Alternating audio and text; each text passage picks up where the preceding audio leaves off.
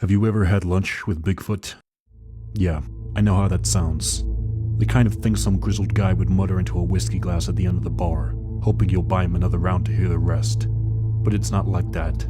This isn't some half-baked story about blurry photos or tracks in the mud. This is real, and it happened to me. My name's Eddie, and I live alone in the forest near the bottom of a mountain that nobody feels the need to climb. And that suits me just fine, as it means I can just go about my business. I have a past, a dark history, and I've done my damnedest to keep it all buried under the rocks and pines around here, to try and forget it all. Truth is, I came out here to disappear, to let the world and some unsavory types forget about me, and I've done well living a drama-free life. That is up until recently. The days bleed into one another when you're living such a remote existence, chopping wood and nursing the old mental scars which claw at you in the dead hours. I'd gotten into the habit of tossing scraps of food out near the edge of the tree line. Not much, just the leftovers of what I couldn't finish, some bread, vegetables, and chicken bones. Every morning, they were gone, and I told myself it was raccoons, or maybe a bear passing through, and that was fine with me. It comforted me somehow, to think the same animal might be paying me a visit during the night, and filling its belly up with what I give it. The night when this all began, I couldn't sleep. The nightmares had been getting worse, filled with faces I hadn't seen for a while, and hoped to never see again. Voices I wish I could silence forever. Around 2 a.m., I got up, went to the kitchen, and poured a glass of water. That's when I heard it, a low, wet, crunching sound like a dog gnawing on a bone. The porch light was out. I hadn't changed the bulb in months, but the moon was full, and its light cast over ground outside, lighting it all up.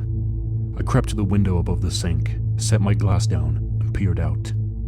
At first I didn't see anything, just the silvery stillness of the trees and the faint glimmer of the food scraps I'd dumped out there earlier. But then, something moved. It was huge, and it was hunched over, shoulders heaving as it tore into a chicken carcass like it hadn't eaten in days. Its fur was dark, matted, and covered most of its body, though I could see hints of leathery skin beneath. It had hands, not paws, but hands which were thick and strong, with fingers the size of giant hot dogs. I stood there, frozen, trying to convince myself it was a trick of the light, that my mind was playing games with me in the early hours. But then, it looked up. Those eyes met mine through the glass. They were dark, deep-set, and filled with something that wasn't human. It watched me. It didn't move a muscle, and neither did I. The only sound was the ragged rhythm of its breath, each exhale a fog patch in the cold air. I should have stayed put. I should have just turned around, gone back to bed, and prayed it was a nightmare. But something, maybe curiosity, maybe stupidity, took over. I reached for the door handle, twisting it slowly, the hinges creaking loud enough to make my stomach clench. The cold night air hit me like a power slap. It smelled of pine and something else. Something musty and wild. The creature straightened as I stepped outside. It wasn't just tall, it was massive. Built like a linebacker with arms that hung low, fingers twitching at its sides. For a long, terrible moment, we just stared at each other. Me, the man who'd come here to hide from my past, and it, the thing I never believed could exist. My breath fogged in the cold, but it didn't flinch. It just stood there, watching. And then, it took a slow step toward me. I stood there like an idiot, clutching the doorframe. My breath hitched, and I realized I was holding my phone in my pocket. I was gripping it tight, my body frozen with fear. Then a thought popped into my head, that nobody would believe this had happened to me. I would be asked to prove it. So I slowly pulled the phone out with shaking fingers, thumb fumbling for the camera app. The creature cocked its head, eyes narrowing as if it knew what I was doing. I raised the phone, and the screen framed the beast in the cold blue glow. My hands were trembling so bad that the image seemed blurred, but I snapped a photo anyway. The flash went off. Bigfoot, or whatever the hell it was, let out a roar that I swear shook the trees and caused me to partially piss my pants. It wasn't just loud, it was primal, raw, like the kind of sound that presses on your chest and makes your heart feel small. It threw its head back, and the bellow turned into a deep, bone-jarring howl. Then it pounded its chest with both fists, a rhythm so thunderous I could feel it through the floor. For one insane second, I thought about taking another photo. My thumb hovered over the screen again, but then the creature slammed one of those massive fists into the ground, how my brain caught up to the rest of me and screamed, "Fucking run." I turned, the phone almost slipping from my grasp, and bolted inside. My feet barely hit the floor before I heard the thud of its footsteps, like an earthquake in slow motion. I didn't stop to look back, I just slammed the door behind me. I then ran through the kitchen, into the hallway, and into my bedroom to grab the gun I kept next to my bed. My heart felt like it was going to rip through my ribs. I sank onto the floor, back pressed against the door, waiting for the sound of crashing wood or shattering windows, waiting for those huge hands to rip me out of my hiding spot. But the noise never came. I sat in that position for what felt like hours, too afraid to move, too afraid to check. At some point, I found my way into my bed. When I finally woke up, I went to the window to take a look outside. There was no sign of the beast, nor of the food I'd left on the ground. I wondered for a moment if I dreamt the whole thing. I asked myself if spending too much time alone was making me insane. Then I thought of the photo I'd taken. I reached for my phone, which I always put on the table next to the bed. It was gone, and so was my gun. I walked downstairs trying to piece the night back together, willing my brain to recall where I'd put the two items. But I was certain that when I'd been sat by the bedroom door, that both were in my possession. I then made my way to the kitchen. I needed coffee. The smell hit me first, earthy, sharp, and metallic. It was like someone had brought the woods inside. I walked into the kitchen and froze. Bigfoot was sitting at my table. I wasn't imagining it. I wasn't dreaming. It was there, hunched over, its huge frame almost comically crammed into my chair, knees bent awkwardly to fit under the table. Its dark, shaggy hair caught the early morning light, making it gleam like wet bark. Its shoulders were so wide they eclipsed half the room, and its hands rested on the table like twin anvils. Its stare was fixed on me, small, intelligent eyes under a heavy brow, a mouth full of yellowed, crooked teeth. Its hair, which covered most of its body, was dark, almost black. My phone was near its huge left hand, and my gun was on the table in front of it, placed next to a strange, mismatched pile of something. Berries, meat, a few clumps of what looked like grass. It resembled some sort of bizarre offering. For a second, neither of us moved. My mind was screaming at me to run, to grab something, to do anything, but I was rooted to the floor, staring at the beast sitting calmly at my table. It tilted its head slightly, its expression unreadable. I didn't speak. I didn't breathe. And then it did the one thing I could not have prepared for. Pushed the pile of food toward me, its piercing eyes locked onto mine with an unsettling intensity. There was no growl, no movement to threaten me, but its presence alone was enough to make my hands sweat. I didn't want to eat. I didn't want to move, but it kept staring at me, then back at the food, then back at me again. Its thick finger jabbed toward the pile with a gesture so deliberate it might as well have been a command. My stomach churned, partly from fear, and partly from the scent of the strange offerings in front of me. I approached the table and reached out slowly, picking up one of the berries, my hand trembling. The creature leaned back slightly, watching every move I made. I popped the berry into my mouth, and it burst onto my tongue as my teeth applied pressure. It tasted like dirt and bitterness. I swallowed hard, choking it down without chewing. The creature nodded. Not a human nod. Not exactly, but close enough to make my skin crawl. It shifted its attention to the table, its massive hand brushing against my gun and the phone. "No," it said. I froze, staring at it. What the fuck? Did you just... The word wasn't clear. It wasn't even quite a word. More like a controlled sound that just resembled one. But it was unmistakable. The creature shook its head once, slow and deliberate, then pointed to the gun. "No." I tried to keep my voice steady. No what? You don't want me to use the gun? You don't like it? Its finger moved to the phone. "No," it said again, firmer this time, like it thought I was an idiot for not understanding. My throat felt dry. I had no idea what it was trying to tell me. Was it saying don't touch them? Don't call for help? My heart pounded, but there was a strange shift in my fear now, a crack in the wall of terror. This thing, this massive ape-like monster, was trying to communicate. Can you talk? I asked, the words spilling out before I could think. Do you understand me? The creature's lips moved. baring teeth as it leaned forward slightly. For a moment I thought it might answer me. Its small eyes seemed to flicker with something like recognition, like it was straining to pull something from deep inside. But then we both froze at the same time. From outside, there were noises, faint at first, but unmistakable. Human noises. Yeah, I'm telling you, this is the place. That last guy described it to a T, one voice said. Bigfoot turned its head sharply toward the window, ears twitching. The pile of fruit in front of me toppled as its massive hand shot out and slammed down so hard onto the table I thought it might chop it into two like some humongous hairy karate student. The voices grew louder, closer. A chill ran down my spine as I realized they were coming up the path to my cabin.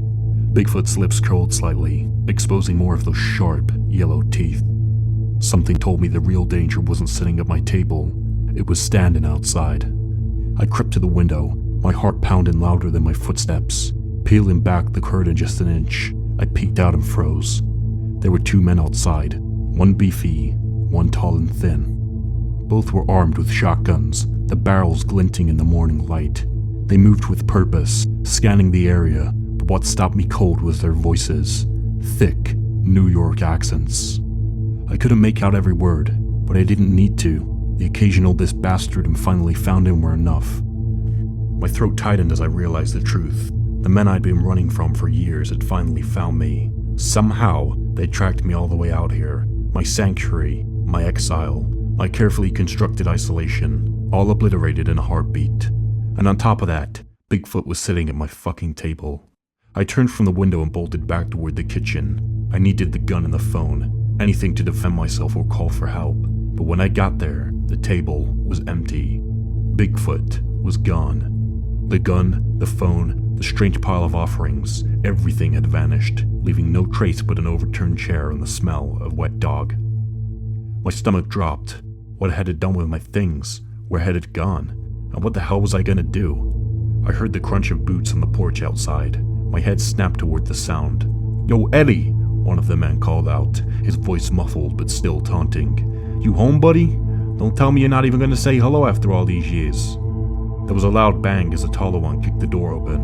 The sound echoed through the cabin like a gunshot. I stumbled back, my hands scrambling for anything that could be used as a weapon.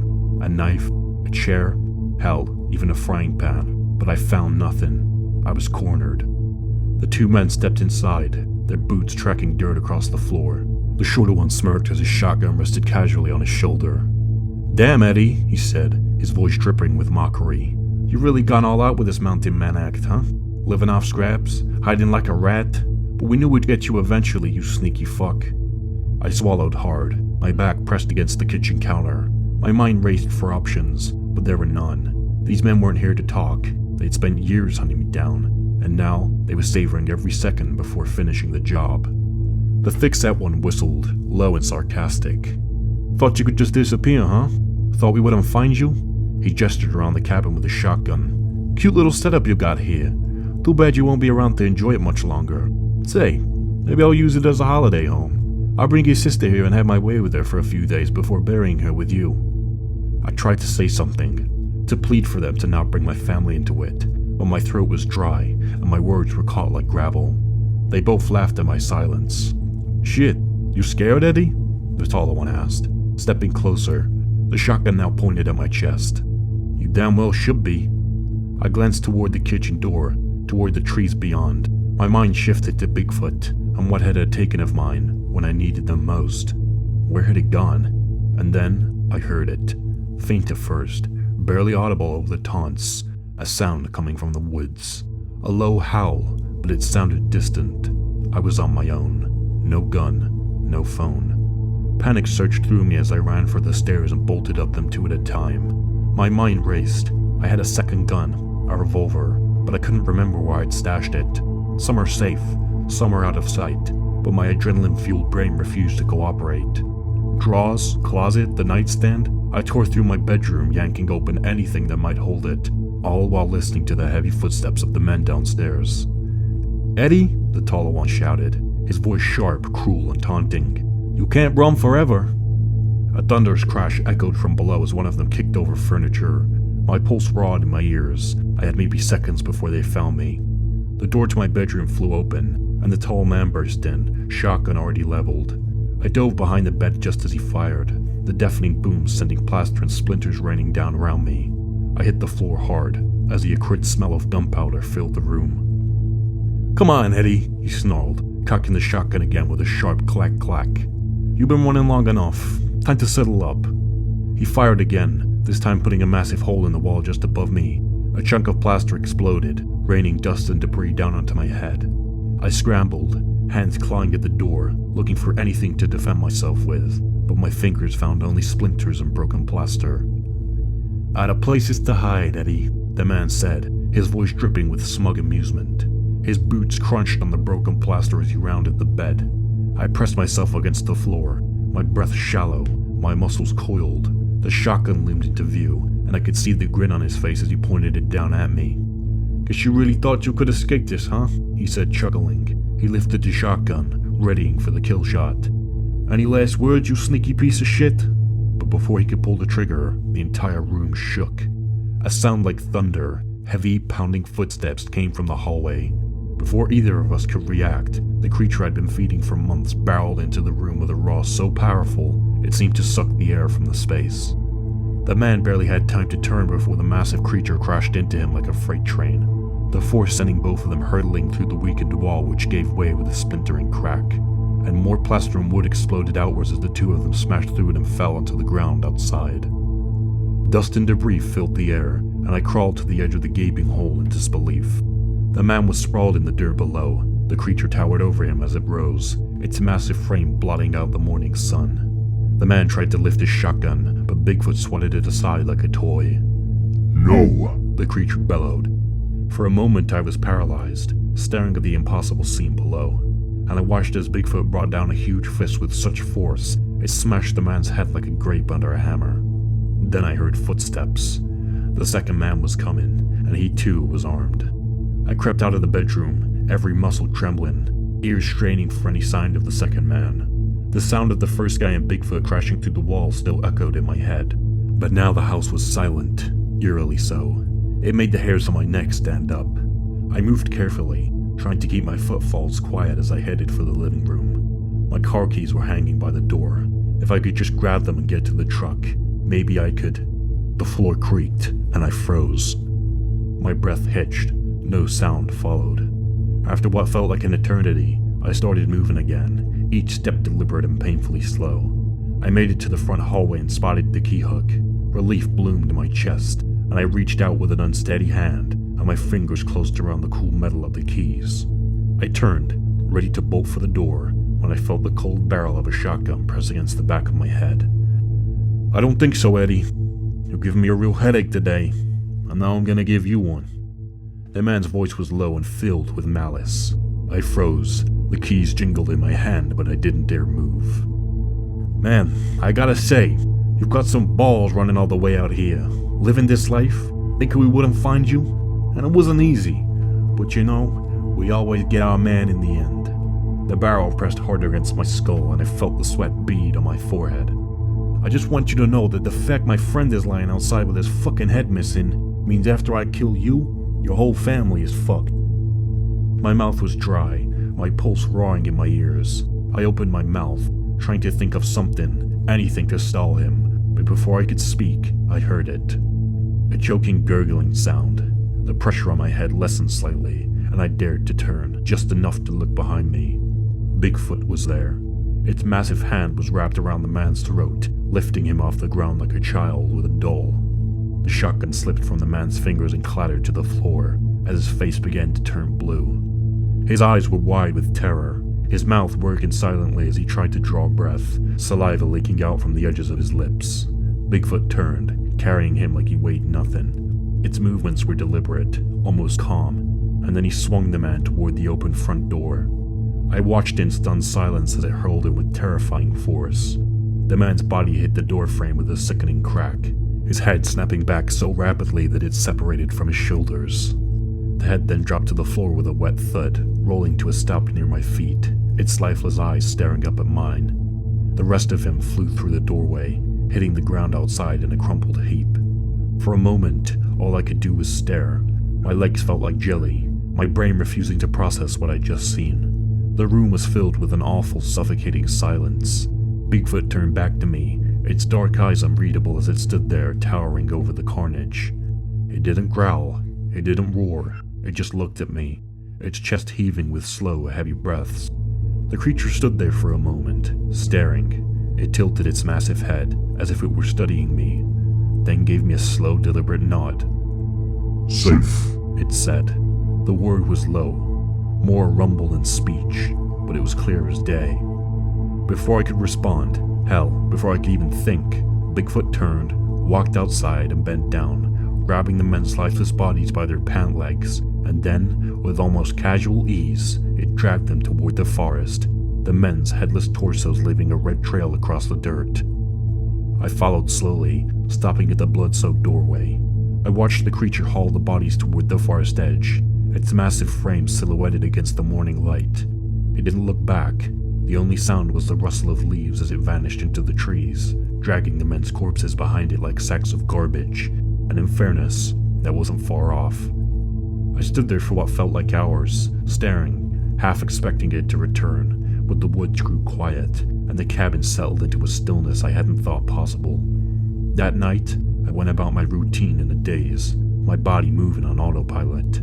I put the few remains of the two men with the usual scraps of food, some leftover stew, a chunk of bread, a few apple cores. I hoped the beast would just take everything. I hesitated for a moment, my mind replaying the chaos of the day, still unable to process what had happened. The next morning, the food and everything else was gone. The cycle continued. Bigfoot continued to come by, just as it always had. I never saw it approach, never heard it move, but each morning, the scraps were gone without a trace. It wasn't the same as before, though. Now when I left the food, I'd find little things in return. A pile of acorns, a few feathers, once even a small, perfect arrowhead carved from stone. Gifts, I guess. I never asked why it had saved me, never tried to follow it into the woods, but I kept up our strange little ritual, night after night, and every morning, when I stepped outside, I felt a little safer and a little less alone.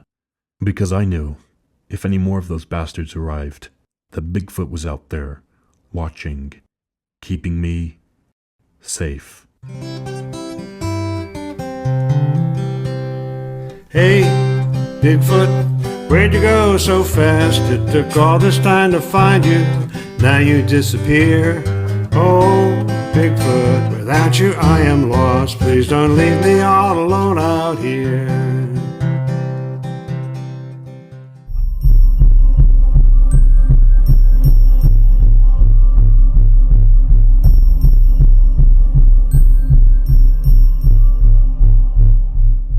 Justin drove. I navigated.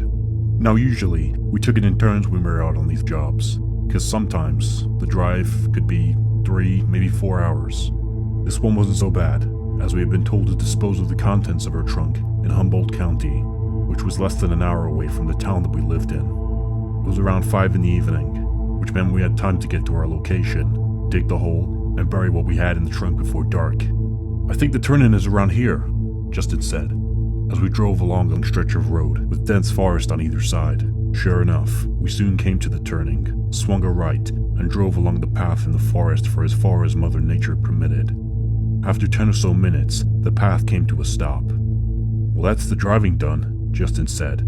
"If you grab the tools, I'll get what's in the boot and carry it as far as I can. Now let's just clear this up." In the boot, there was a dead body. I mean, we hadn't looked. We just picked up the car in the location given to us and drove it to where we had been told to drive it. We then just dug a hole and put whatever was in the trunk into the ground and hoped that nobody would ever find it. Me and Justin had carried it out 15 or so times in the last 12 months, and so far, so good. Now you're probably thinking I'm a piece of crap, and I guess, to a degree, I can't argue with you, as it was being a compulsive gambler that got me into this mess in the first place.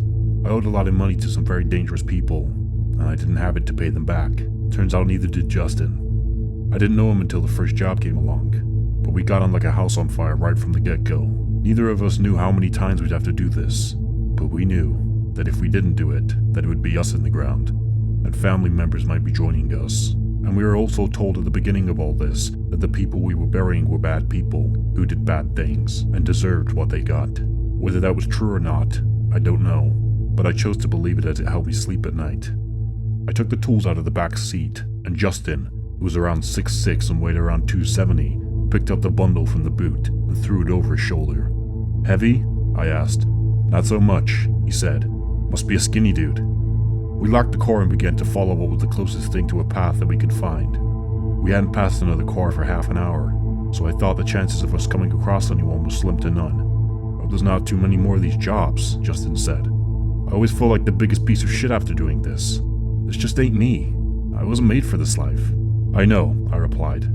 "I want to ask how many more we have to do, but I'm scared shitless as to what the answer might be." "Bastards will probably give us more just for asking," Justin said, before letting out a huge sigh and continuing. "I've been thinking of just disappearing. Getting the hell out of California. I got family in Canada. I mean, it's cold as hell, but at least I wouldn't have to do this shit anymore." "You just gotta be careful, big man," I said. "They'll try to find you, even in Canada, and you aren't exactly hard to spot." In truth, I didn't want Justin to disappear, as if I had to go bury bodies, then there's nobody else I'd rather have done it with. He was always calm, collected. I trusted him, and trust was never something I gave away lightly. But who could blame him? The guys we owed money to could have us doing their little cleanup jobs for the next 30 years. And what could we do? I refuse, I'd die. We walked for around an hour, taking little rest breaks. Justin carried the body the whole way, and I just carried the spades, the pickaxe, and the torches. Finally, we came to a clearing, and we were deep enough in the forest so that there weren't any clear walking paths, which meant less chance of anyone happening across us or the grave once we had gone. "This is gonna have to do," Justin said, and was about to lay the body on the ground when he lost his footing and dropped it. The body hit the earth at an odd angle, and before we knew it, the sheet had unraveled, and we were both looking into the dead face of the gang's latest victim. "Jesus Christ," Justin said, and began to retch. I looked at the body beneath us, and for a second, I lost control of my emotions. I'm not ashamed to say I began to cry, but I quickly pulled myself together and sat down on a large rock nearby, just looking at the person we were about to put in the ground. It was a girl of no more than 14 or 15. Her top was pretty much ripped off, exposing her breasts, and her jeans were unbuttoned. She had 3 bullet holes, one in the face just above her lip, and 2 in the chest. "What the hell did she ever do to anybody?" Justin said, his voice trembling. "I got 2 girls, man, only a little younger than her. Why would anyone want to do something like that?" I knew how he felt, as I have 2 kids of my own, a boy and a girl, just 3 and 7 years old. Kids change you, and I just couldn't wrap my head around why a gang of men would want to kill a girl of that age, and by the looks of her clothes, someone had their way with her before ending her life. "This is it for me," Justin said. "After we put her in the ground, I'm out. This is so fucking wrong. I mean, Jesus Christ." "Yeah, me too, man. I don't know, but I'm not having any further part in this." "Why don't we just go to the cops?" Justin asked. "Call them right now and get them up here." I sighed. "If only it were that easy, buddy. By the time we got home, they'd visited our families. You and I would be dead within a day or 2. They got so many cops paid off, we wouldn't have a chance. We need to get this girl in the ground. Make it deep so that she doesn't get dug up and eaten by animals. Let the poor girl keep at least some dignity." Justin took a seat next to me on the rock. "You're right. It was a dumb idea. And yeah, let's give her the burial she deserves." "Well," I said, "the burial she deserves would be taking her home and letting her family grieve her, and then putting her in the ground somewhere they can go and visit. But that ain't happening. So we can just make sure it's a good plot, and then she can rest in peace." With that, both of us took our jackets off and began to dig. After about half an hour of slamming our spades into the tough ground, we stood for a rest. I had brought with me some brandy in a hip flask, and we shared it, whilst we spoke about how we could find a way out of our predicament that wouldn't result in us being deceased. "My stomach is giving me some grief today, man," Justin said. "We had chili burritos this afternoon. Gonna have to find somewhere to take a dump." "What are you gonna wipe with?" I asked with a laugh. Justin pulled a small roll of tissue from his back pocket. "Always come prepared." And with that, he walked off into the forest. The sun wasn't long from setting, and I'd switched the torches to light up the area we were working in. I figured we were about halfway done with the hole we dug, so I swigged the last of the brandy, got to my feet, and was about to carry on digging, but but before my spade had hit the ground, I spun around at the sound of Justin shouting, and then gunshots blasting through the forest. I stepped out of the hole and ran in the direction Justin had gone to see if he was okay. When I got to him, he was stood, breathing heavy. "What the hell happened, man?" I asked, a little annoyed that he'd drawn attention to us in the loudest way possible. "There was something behind me. I heard it. I smelt it. It smelled damp. I turned and shot. I think I hit it as it ran away." "What was it?" I asked. "I don't know. It was about 5 feet high, dark hair, but it seemed to run standing up." I stood looking out into the darkness, but couldn't see anything other than the trees and the bushes. "I think I hit it. I heard it squeal with the second shot." "Well," I said, "whatever it was, let's just hope that if it's still alive, you've put it off the idea of coming back." It scared the shit out of me, man. "Well, saved you pushing it out yourself," I replied. "Very funny," Justin said, but did actually manage a smile. "Now leave me be as I need to finish what I started." I headed back and resumed digging, now and again casting my eyes around to see if whatever had been there had come back. I heard the rustling of bushes and looked up to see Justin step into the illuminated area. "Better?" I asked. "Much," he replied, and picked up his spade. "Any sign of that thing?" I asked. "Nope. I think I got it. Pretty sure it's not going to be bothering us again." But Justin's words were cut off by a deafening roar, but not like anything I'd heard before, and I'm an avid watcher of wildlife programs. It sounded part man, part animal, and although I felt stupid even thinking it at the time, it sounded like something crying out in pain or grief. "What the fuck?" Justin said, looking at me, then back, out into the darkness. "That sounded bigger than 5 feet," I said. "Hell yeah it did," Justin replied. "Didn't sound too close though. Need to keep going and get the hell out of here." He was right, of course. We couldn't risk leaving the girl lay there until morning. And plus, she deserves better than that. Justin stepped down, put his pistol on the ground next to the hole, and started to dig. We both worked, sweat dripping off us as we slammed those spades into the ground. But both stopped when we heard another sound. It was a deep grunt, and the sound of branches being cracked and moved. "Bear?" I asked. "It sounds like a big son of a bitch. They don't tend to attack humans. We should be okay. Plus, I got my piece just here, and I'll put a bullet in that bastard if it gets too close. Let's just keep digging." So that's what we did. We just dug non-stop for another 30 minutes. We didn't hear anything. Eventually, we started to relax just a little. Justin started talking about a movie he was going to watch when he got back. Something about a couple who raise a half-boy, half-lamb. I was laughing, telling him how it sounded like a dumb premise, when suddenly, there was a heavy thudding. So heavy that we could feel it in the ground among us. And then something big ran through the clearing, moving at speed. But the lack of light meant we couldn't see what it was. But I sure smelled it. It smelled damp, and its breaths were real deep. It just ran right through our little camp, and stood on one of the torches as it did so. Justin dropped his spade, and picked up his pistol. He looked around for something to shoot at, but just as quickly as the thing had arrived, it was gone. It was fucking big, and it was fast, Justin said. That it was. Running on 2 goddamn feet? "I know. What in the hell could do that?" Justin asked. "I don't know a creature on Earth that could be, but I think that hole is gonna have to do. We just need to get the girl in there, get this thing filled, and get the hell out of here." "Well, there's one issue with that plan." "Which is?" Justin asked. "The girl is gone." We both looked to where she had been, and all that was there was the blood-stained white sheet. "This is bad. Real bad," Justin said. "I have to agree. We need to go get her back," I replied. "Fuck!" Justin shouted, before punching at the dirt in front of him. "Why does this have to happen to me? Why does all the shit stuff happen to me?" "Hey, it's happening to me too, buddy. But it could be worse. Think of that poor girl. At least we're still breathing." Justin let out a sigh. "Yeah, you're right. We need to get her back. Otherwise that breathing thing we're doing?" I nodded. "Let's go."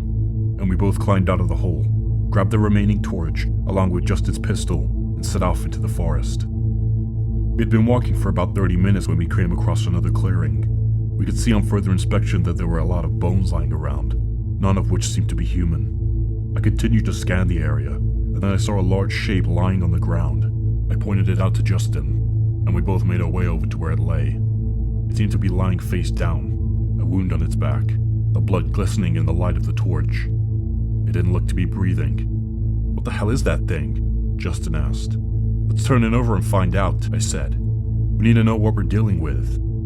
Justin let out a oomph sound, and then was face down on the ground. He then disappeared out of sight. I span around to see where he had gone, shining my torch here and there. Then I heard him cry out. I shone the light in the direction of the sound, and froze as I saw a figure, covered in black hair, standing about 20 feet away. I quickly realized that it was not the face of any animal I'd ever seen before. It looked part ape, part man, and was surely over 7 feet tall. It stood glaring at me for a few seconds before looking down on my friend, whom it had by the ankle. Justin cried out to me for help, but a second later I picked him up and swung him over its shoulder and downwards, all 250 plus pounds of him slashing onto a large rock. I couldn't see the exact damage it did, but I did see a splattering of blood as Justin's face smashed into the rock's unforgiving surface. The thing swung him again and again, and the one glimpse of my friend's face that I did see showed me he didn't have much of a face left at all. The creature then began bringing its huge fists down onto my friend's face and chest, pulverizing him. I stood frozen, unable to stop watching this thing obliterating my friend. I managed to snap out of my trance, and on shaky legs began slowly moving away from the thing's camp, not wanting to attract its attention as it continued to smash Justin to pieces. I felt something torch the back of my head. I turned around to see it was a hand. I shone the torch upwards. I could see the body of the girl had been put into a tree, on the lower branches. She looked to have fresh marks on her face and neck as if the creature had taken bites out of her. I considered trying to get her down, but a grunt behind me caused me to turn around and shine the torch back toward where Justin had been slain. The hulking monster was looking right back at me, its eyes red, face and fur covered with blood. It was breathing heavily, and I decided right then it was my time to turn and run. I ran pretty much in a straight line, thinking I'd hear the thing behind me at any second, but soon I made it back to the burial site in one piece. I rounded up the tools and ran back toward the car. I was almost back at the car when my phone began to ring. I looked down to see the name, Tony, on the screen. He was the main man, the one arranging these little jobs for us to do, and the man who could have us all killed with the click of his fingers. I took the call with shaky hands. "Hello?" I said, trying not to speak too loud. Is it done? Tony asked. "No, something's gone wrong," I replied. I don't want to hear the word no. I want to hear the word yes. Said Tony, his voice threatening as always. "Well, it's not done," I said. "Something's here, and it's taken the girl, and Justin is dead. He's fucking dead. It killed him." There was silence. Then Tony said, We need the girl back. Do you know who she is? "No," I replied, "and I don't want to know. I want out of this. I can't do this anymore. My friend is dead." Listen to me. Tony said. We need the girl back. "Well, I can't fucking get her back," I said, through gritted teeth, though my tone was still hushed. I then checked myself before continuing. "Look, Tony, there's something here, and it's big, and it will rip me to shreds if I go back in there. So if you're gonna kill me, then so be it. Put a bullet in my head, but trust me, that's a lot better than how Justin died." There was a long breath on the other end of the phone. I want you to wait right there. I'm heading out to you. We need the girl back. It's not an option. I can't risk her being found. I need to make sure it's done. So trust me, whoever took the girl is gonna fucking regret it. It's not a who, it's a what. And it's big and dangerous. Don't talk to me about dangerous. How many men do you think I need?